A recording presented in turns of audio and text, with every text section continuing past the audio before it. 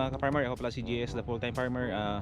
Tayo po ay nagbabalik ngayon sa ating vlog. Pasensya na kayo mga ka-farmer kung hindi tayo nakakapag-vlog kasi nga busy tayo sa pagtatanim ng pakwan. Tayo ay nagpatanim ng pakwan, almost 1 hectare yung tinanim natin na pakwan.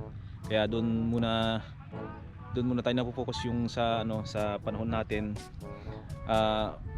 Kung bago pa lang po kayo sa YouTube channel ko mga ka-farmer, don't forget to like, comment, and share and subscribe para parati kayo dito sa mga video ko. Please subscribe na po kayo sa YouTube channel ko.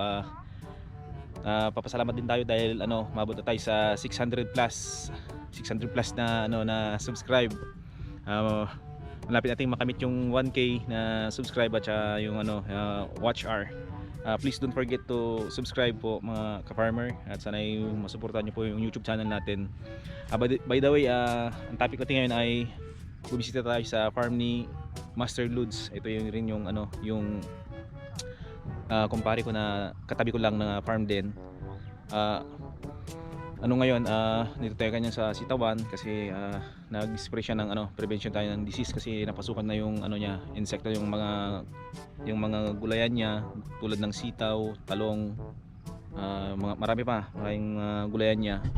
Ito napasukan siya ng army worm at saka ng harabas. Yan titingnan natin kung siya ay nagpapa-spray ngayon. Tingnan natin yung ginagamit niya. Tama yung ginagawa ni Master na technique. Bago siya mag-spray, napabunot muna siya ng damo dito sa plat niya, sa bed. Para kung sakaling nag-spray siya, walang mapuntahan yung mga uod, kundi akyat sila. Tapos pag nakakyat na sila, mag-spray, doon na sila madi-deadball. Ang ganda ng kanyang sitawan. Ito ay tumugma sa presyo ngayon, na tumugma sa panahon ng tagulan, kaya hindi maiwasan na maraming insekto tulad niyan. Yun yung mga insekto na nangingain sa kanyang mga pananim. Nilang inuubos ang mga dahon at saka bunga, nilang kinakain. Ayan, tingnan natin si Master Lod. Ito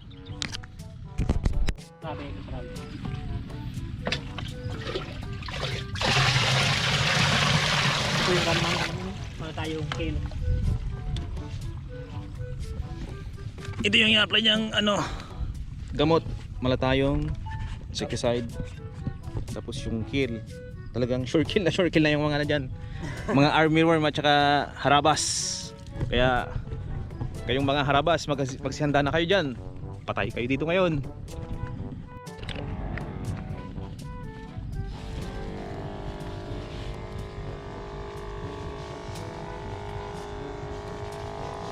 Hindi tayo lalapit sa nag-i-spray kasi mabaho yung ina-apply niya, yung malatayong.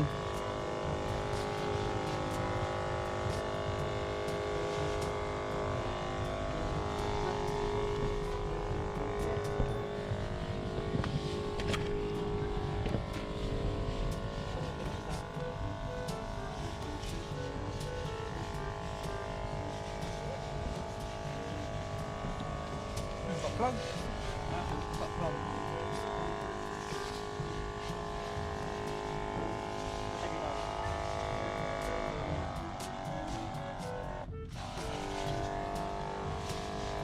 Duduk pare mo. Duduk pare mo.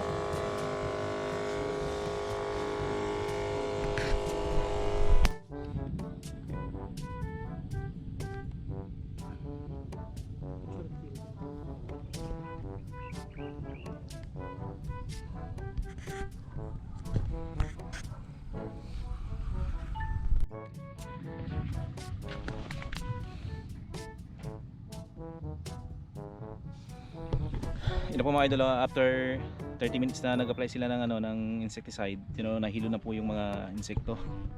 Yan yung mga iba ay nahulog na dito sa plastic mulch, pinagtutukan ng mga manok. Para tayo makita, ito nahilo na, wala na to. Yan ito, yan, kinain na yung yung bunga. Ito sayang to. Sayang tong ano, sitawan ni Master Lud. Buti ay medyo naagapan pa niya ng konti. Kung ito'y napahuli ng ilang araw, talagang wala nang maha-harvest to, kakainin na talaga kasi hindi na nasunod yung ano, yung pag-apply niya ng insecticide. Kaya yan oh, pinagkakain na yung mga bunga, mga bulaklak. Mapansin niyo wala yung makikitang bulaklak kasi nga ay pinagkakain na tulad dito oh. Yun oh, pinasukan na, yan na. Yun oh, natake na ng army worm. Ito ay pangalawang harvest pa lang nito ni Master Lods. Yung unang harvest niya is 50 kilos, pangalawa ay 100 kilos. Tiba-tiba siya sa kilo kasi nga ay 70 yung market niya ngayon, ang per kilo ng sitaw. Ito ay medyo kanyang napabayaan kasi nga hindi naman totally napabayaan, yung nga lang yung sama ng panahon nga eh parating umuulan kapag nag-apply siya ng insecticide na babanlawan, kaya yun hindi masyado kumakapit sa mga dahon-dahon at mga bulaklak, kaya yun. By the way mga idol, dito na magtatapos yung vlog natin at yan lang hiniling ko lang po sa inyo na please don't forget to subscribe, like, and comment and share para umabot tayo sa 1,000 subscriber na po tayo. Sana po ay makamit natin yan by the end of this year. Pagpasensya nyo na po mga idol kung hindi tayo pagpasensya na mga ka-farmer kung hindi tayo nakapag-upload kasi nga busy tayo sa pakwan.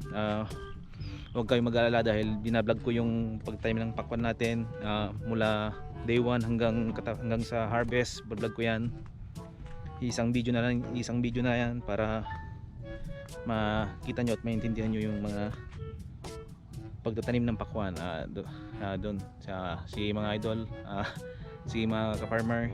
Maraming salamat sa suporta. Dito na magtatapos yung vlog natin. Thank you.